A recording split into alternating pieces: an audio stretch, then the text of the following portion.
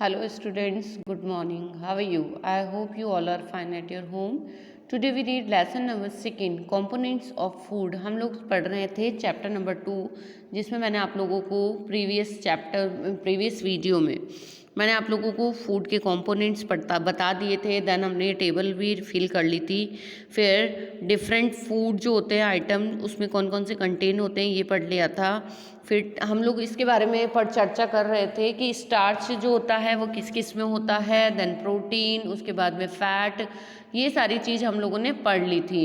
अच्छा, अब मैंने आपको एक वर्क भी दिया था बच्चों साथ में। देखिए पेज नंबर 10 पर जो है ये फूड आइटम्स वाली जो टेबल है ना, ये nutrition presence in some food items, ये आपको कंप्लीट करने का वर्क दिया था। शायद किया होगा आप लोगों ने, नहीं किया तो कर लेना। तो आज हम लोग पढ़ रहे हैं इसके बारे में, आगे का पोर्शन पढ़ते हैं इसका। यस, आ जाइए आप लोग पेज नंबर, हिंदी की बुक में है पेज नंबर 11 और इंग्लिश की में भी page number 11। Yes, let's start. What do various nutrition to for our body, कि हम लोग जो है विभिन्न पोषक हमारे शरीर के लिए क्या करते हैं। अब ये तो हमको पता चल गया था कि हमारे फूड में जो है प्रोटीन्स होना चाहिए, स्टार्च होना चाहिए, कार्बोहाइड्रेट्स होना चाहिए, फैट होना चाहिए, मतलब सब कुछ होना चाहिए, ठीक है। लेकिन ये सब चीज़ें हमारे भोजन में आती है तो ये हमारी बॉडी के लिए क्या करती है। फर्स्ट रीज़न यही आता है ना भाई। आप लोग सबसे पहले यही तो कहेंगे कि मैम ठीक है ये सारी चीज़ें हम लोगों के फूड में मान लिया होनी चाहिए, लेकिन करते क्या है, ये हम लोग क्यों खाते हैं, ये हमारी बॉडी में क्या वर्क करता है, तो इसी को हम लोग पढ़ते हैं। Yes, start. What do various nutrition do for our body? Carbohydrates mainly provide energy. Underline करते चलिए, कार्बोहाइड्रेट्स जो होते हैं वो आपके शरीर को ऊर्जा प्रदान करते हैं। क्या करते हैं कार्बोहाइड्रेट्स? ऊर्जा प्रदान करते हैं। Fats also give us energy, fat भी आपको एनर्जी देगा। In fact fat give much more energy, इसके अलावा जो होता है फैट जो होते हैं वो सबसे ज़्यादा ऊर्जा उन्हीं से मिलती है, वास्तविकता जो है। और देखिए in energy as compare to the same amount of the carbohydrates, और इतनी ऊर्जा मिलती है उससे कि जितनी कार्बोहाइड्रेट्स में भी नहीं होती है, उससे कई गुना ज़्यादा आपको फैट में एनर्जी मिल जाती है। Food containing fat and carbohydrates are also called energy giving food, इसीलिए इनको क्या बोला जाता है, वसा और कार्बोहाइड्रेट्स को क्या बोलते हैं हम लोग, भोजन को ऊर्जा देने वाला भोजन कहते हैं। देखिए यहाँ पर पिक्चर में भी आपको दिखाई दे रहा होगा। अब यहाँ पर देखिए पिक्चर डिस्कस करते हैं पहले हम लोग। जैसे स्वीट पोटैटो जिसे आप लोग शकरकंद कहते हैं, दिखाई दे रही है। Then wheat, rice, bajra, potato, sugar cane, papaya, melon मतलब तरबूज, मैंगो, मेज, मक्का। अब ये सारे क्या किसके स्रोत है, ये सोर्सेस किसके हैं, ये है कार्बोहाइड्रेट्स के सोर्सेस है। ये आपके क्वेश्चन बनेगा, write the some sources of the carbohydrates. तो आपको क्या क्या लिखना है, किसमें लिखना है, राइस, बाजरा, व्हीट, है ना, ये सारी चीज़ें आपको लिखनी पड़ेगी। इससे हमें क्या मिलता है, कार्बोहाइड्रेट्स प्राप्त होता है। देन नेक्स्ट फोटो देखिए बच्चों, नेक्स्ट फोटो किसकी है, अब हम लोग पढ़ेंगे इसमें सोर्सेस ऑफ फैट। ये फैट के सोर्सेज है, sunflower oil, mustard oil, coconut oil, soybean oil. इसके अलावा देखिए ये आलमंड्स, काजू और तिल, इन सब से क्या मिलेगा आपको, फैट मिलता है, जिसे हम लोग कहते हैं वसा, वो है ये वसा के स्रोत है। देन नेक्स्ट देखिए नीचे आपके ये है प्रोटीन भी मिलता है इनसे, फैट भी मिलता है इनसे, ठीक है। अब देखिए ghee, meat, egg, milk, butter, cream, fish, ये सब चीज़ों से आपको क्या मिलेगा, आपको इससे मिलेगा फैट। ओके, तो ये सारी फोटोज़ जो है ना, ये सोर्सेस है आपके, सोर्सेज ऑफ कार्बोहाइड्रेट्स। ओके, तो इन सबको आपको ध्यान में रखना है और एक बार लर्न भी करना है। देन अगेन वन फोटो हो रहा है, ग्राम, मूंग दाल, बीन्स, सोयाबीन्स और पीस, मतलब ये मटर और ये सब चीज़ें आपको क्या देगी, ये आपको देगी सोर्सेस ऑफ प्रोटीन। दालों से क्या मिलता है, इसीलिए तो डॉक्टर आपको क्या सजेस्ट करता है, दालें खाओ दालें खाओ, वो इसीलिए बोलते हैं डॉक्टर आपको, दालें खाने से क्या होगा, आपकी बॉडी फिट एंड फाइन रहेगी, है ना। उसके बाद देखिए फिश वाला पोर्शन देखिए, meat, fish, paneer, eggs, milk, ये सब किससे, इससे भी प्रोटीन मिलेगा। क्योंकि पीछे जो टेबल की थी ना हमने, उसमें क्या था कि भाई एक ही फूड से आपको 2 या 3 तरह के भी चीज़ें मिल सकती है, जैसे प्रोटीन भी मिल सकता है तो फैट भी मिल सकता है, तो इस तरीके से। Containing protein are often called body building food.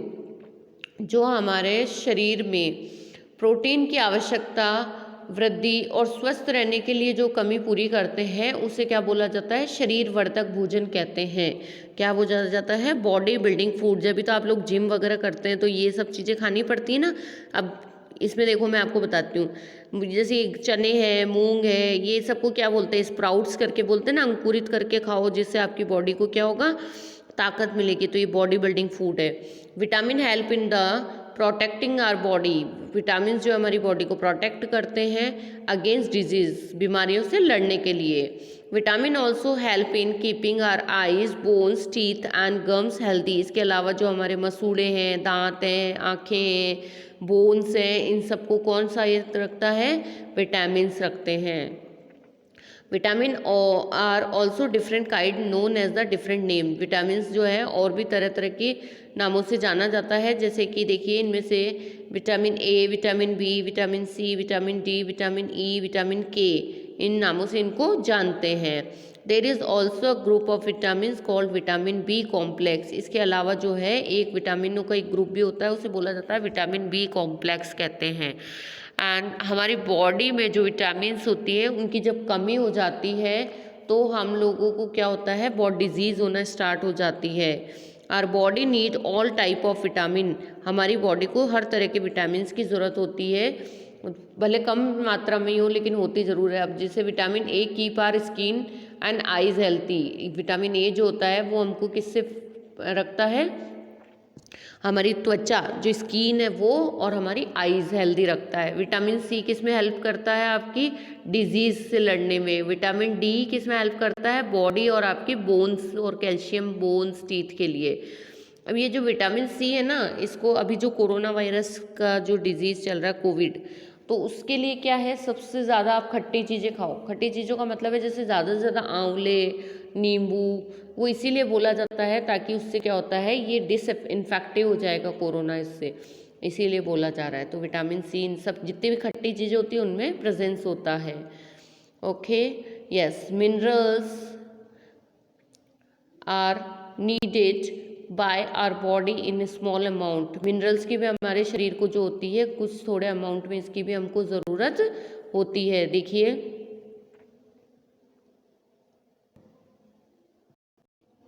ये देखिए, विटामिन डी हमारे टीथ के लिए और बोन्स के लिए इम्पॉर्टेंट है। उसके अलावा कैल्शियम जो है हमारी बोन्स के लिए इम्पॉर्टेंट है। और इसके अलावा भी विभिन्न विटामिन से भरपूर भोजन चित्र 2.6 और 2.9 में दिए गए हैं। देखिए विटामिन ए की जो स्रोत है सबसे मेन है मिल्क, और उसके बाद में है फिश ऑयल, कैरेट, पपीता। भाई आप लोग जैसे फिश वगैरह बहुत से लोग होते हैं नहीं खाते हैं, तो उनके लिए जैसे पपाया ले लो, गाजर ले लो, मैंगो ले लो, ये सारी चीज़ें, इससे क्या मिलेगा, विटामिन ए मिल जाएगा। विटामिन बी के क्या क्या सोर्सेस है, विटामिन बी के सोर्सेस है आपके दालें, जैसे गेहूँ हो गया, चावल हो गया, अनाज हो गया, मतलब ये सारी चीज़ें हैं, ये विटामिन बी के सोर्सेस हैं। विटामिन सी के जितने भी खट्टे फल होते हैं वो सारे हैं। विटामिन डी के जो है ये सारी चीज़ें हैं, जैसे कि मक्खन खाओ, मिल्क पियो, एग, फिश, ये सारी चीज़ें हैं।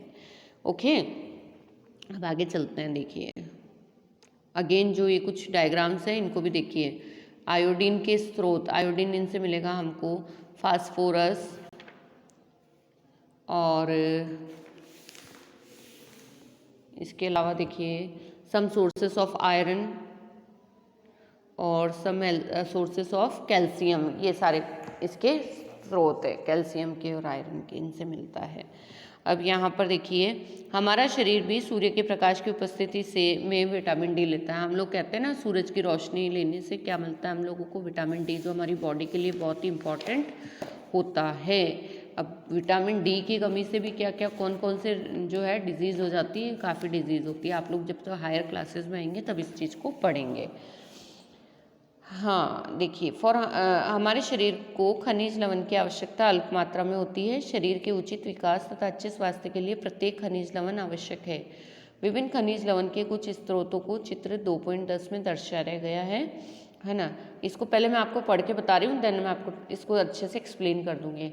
अधिकांश खाद्य पदार्थों में एक से अधिक पोषक होते हैं।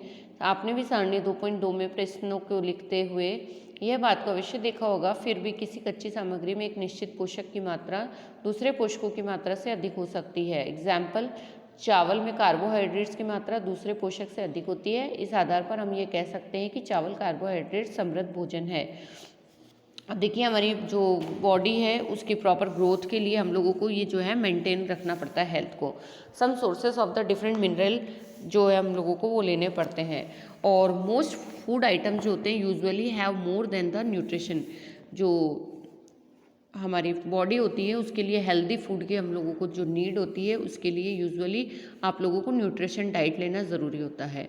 हम लोगों ने नोटिस भी किया है कि रिकॉर्डिंग योर ऑब्जर्वेशन 2.2 कि however in a given raw material one particular nutrition may be the present in the larger quantity in the others. कि भाई जो भी हमारे फूड आइटम होते हैं उसमें एक से ज़्यादा न्यूट्रिशन हो सकते हैं। एग्जाम्पल देखिए, जैसे राइस में कार्बोहाइड्रेट्स होता है वो अच्छा न्यूट्रिशन हमको मिल जाता है। We say that the rice is the carbohydrate rich food for our body. तो कार्बोहाइड्रेट्स जो है वो हमारी बॉडी के लिए सबसे अच्छा सोर्स कौन सा है, वो चावल से हमको मिल जाता है। चावल खाने से आपको अच्छे इसका जो है कमी को आप पूरा कर सकते हैं। आगे देखते हैं इसको। Besides these nutrition our body need dietary fibre and water. Dietary fibers are also known as the roughage. Roughage is mainly provided by the plant product in our food. अब यहाँ पर इस चीज़ को पहले तो अंडरलाइन कीजिए आप लोग। पोषक के अलावा हमारे भोजन में हमारे शरीर को आहारी रेशा बोला जाता है इनको हिंदी में, जिसे डाइटरी फाइबर्स बोलते हैं हम लोग, उसकी भी नीड होती है। और ये जो है हमारी बॉडी में रुक्षांश के नाम से जाने जाते हैं। क्या कहते हैं इनको? रफेज कहा जाता है। ये रफेज खाने में जो है हमारी फूड में बहुत ज़्यादा ज़रूरी होते हैं। और ये किससे मिलते हैं? प्लांट से मिलते हैं। प्लांट से जैसे कि आप ना पालक खाते हैं, पालक से आपको आयरन भी मिलता है, रफेज भी मिल जाता है। इस तरीके से धनिया, मेथी, है ना, तो ये चीज़ें होती है। Whole grains and pulses, potatoes, fresh fruit and vegetable are main sources of the roughage. Roughage does not provide any nutrition to our body but is an essential component of our food and adds to its bulk. This help to our body to get rid to the undigested food. अब देखिए क्या होता है, इसको खाने से हमारे खाने में रुक्षांश की पूर्ति मुख्यतः पादप उत्पादों से ही होती है। मतलब जो पेड़ों से मिलता है ना प्रोडक्ट्स, उनसे ही होती है। रुक्षांश के मुख्य स्रोत है साबुत खाद्यान्न, जैसे कि साबुत अनाज आप खाते हैं वो, दालें, आलू, ताज़े फल और सब्जियाँ। दलिया खाते हैं ना, दलिया, वो सबसे अच्छा सोर्स है किसका? रफेज का। उसमें जितने भी रेशे होते हैं ना फाइबर फूड है। रुक्षांश हमारे शरीर को कई पोषक प्रदान नहीं करते हैं, फिर भी यह हमारे भोजन का आवश्यक अवयव है और इसका आयतन बढ़ा देते हैं। रुक्षांश बिना पचे भोजन को बाहर निकालने में शरीर में सहायता करते हैं, इसीलिए रफेज जो होते हैं अनडाइजेस्ट फूड आपका जो होता है वो आपकी बॉडी से डिस्ट्रॉय करता है। अब इसे और देख लेते हैं। Water help our body to absorb nutrition from food. अब जो ये होते हैं आपके वाटर जो होता है ये किस में हेल्प करता है? आपकी बॉडी को जितना भी आपका फूड है उसको डाइजेस्ट करने के काम में आता है। It also help to the throwing out some waste from body as urine and sweat. इसके अलावा जो आपके पसीना और आपके जो टॉयलेट आता है उससे क्या होता है, वो पानी जो आप पीते हैं वही आपका जो बॉडी का वेस्ट होता है उसके थ्रू निकलता है। Normally we get most of the water that our body need from the liquid we drink. इसीलिए हम लोगों को किसकी ज़रूरत होती है? तरल पदार्थों की भी ज़रूरत होती है पीने के लिए, जैसे कि वाटर हो गया, मिल्क हो गया, टी हो गया। In addition, we add water to most cooked food. Let's see if any source which provides water to our body. आइए देखें कि क्या कोई अन्य स्रोत भी हैं जो हमारे शरीर को जल प्रदान करते हैं। तो एक एक्टिविटी देख लेते हैं। टेक ए टमाटो और अ फ्रूट लाइक लेमन। कुछ भी टमाटर या नींबू ले लीजिए, cut into the small pieces, छोटे छोटे पीस में काटो। Do your hands get wet while doing so, और ऐसा करते समय आपके हाथ गीले होते हैं। तो carefully observe whenever vegetable and fruit are being cut, play prepare get on the most your home. आप जब ये काटने पटने का काम जो करते हैं ना, ध्यान से करना, और छीलने का, ये आपके पेरेंट्स के साथ में ही करें, क्योंकि हाथ कट जाता है तो मुश्किल हो सकता है। तो ये सब करते समय आपको लगता है कि किसी भी ताज़ा फल या जो सब्जी है उसमें से पानी की मात्रा नहीं होती है, अमाउंट ऑफ वाटर, क्या ऐसा होता है क्या? We see that many food materials themselves contain water. हम देखते हैं कि कई खाद्य पदार्थों में जल होता है। कुछ सीमा तक वो हमारी बॉडी में आवश्यक जल की पूर्ति इसी जल से हो जाती है, मतलब जो हमें नीड होती है उसी से कंप्लीट कर लेते हैं हम लोग। Apart from this we also add water while cooking many food items. इसके अतिरिक्त कई खाद्य पदार्थों को पकाते समय उसमें जल डालते हैं, तो इससे क्या हो जाता है, हमारी बॉडी में जो वाटर होता है उसकी जो कमी होती है वो कंप्लीट हो जाती है। इसीलिए ओके, तो अब यहाँ तक आप लोगों को ऑलमोस्ट ये चैप्टर कंप्लीट हो गया, समझ में भी आ गया। अब मैं आपको इसका आगे का जो चैप्टर है वो मैं आपको आगे समझा दूंगी। ठीक है बेटा, thank you, stay home, stay safe, keep your learning, bye bye.